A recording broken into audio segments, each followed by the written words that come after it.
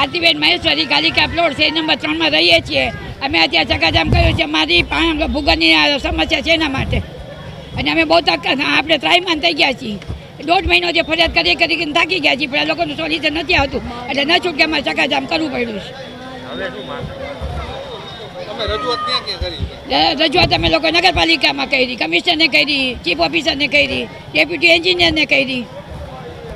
એનું કોઈ સોલ્યુશન નથી આવ્યું એટલે ન છૂટકે કર્યું એક તો આ પાણીની અમારે ભૂગર્ભની સમસ્યા છે અને છેલ્લા 10 વર્ષથી એકાંતરે પાણી અમારે આવે છે આખા ગામમાં પાણી આવે છે નર્મદા પણ અમારે નથી આવતું અને પાણી પાછું ટાઈમ વગરનું અહીંયા અમે કાલિકા પ્લોટમાં રહીએ છીએ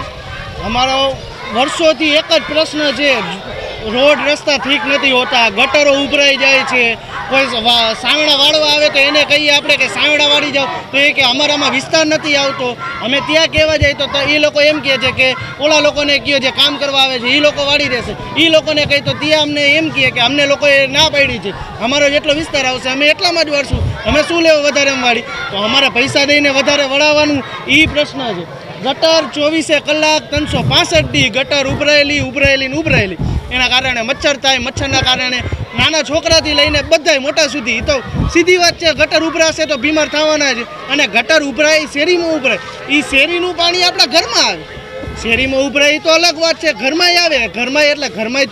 ચોખ્ખાઈ રહીએ ને એ પ્રશ્ન સંડાસ બાથરૂમ ભરાયેલા રહીએ કમ્પ્લેન કરવા જાય તો એ કે આવી જશે કરી જશે કોઈ દી આવે નહીં કોઈ દી કરે નહીં અને કરીને જાય અને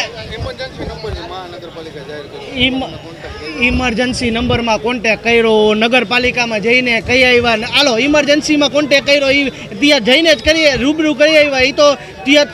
તો પ્રશ્ન નિકાલ થવો જોઈએ ને તોય પ્રશ્નનો નિકાલ નહીં કદાચ આવીને કરી જાય તો પાછું અઠવાડિયામાં જેવું હતું એવું ને એવું અમારી માંગ એ છે કે ભાઈ તમે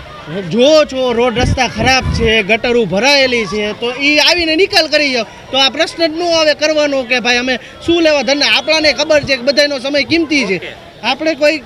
બગાડવા માંગતા નથી અમારી માંગ એટલી છે રોડ રસ્તા સરખા કરો ગટરો સાફ કરો અને વ્યવસ્થિત અને સ્વચ્છ અમને અમારી શેરીઓ કરીને દિયો અને મેઇન રોડ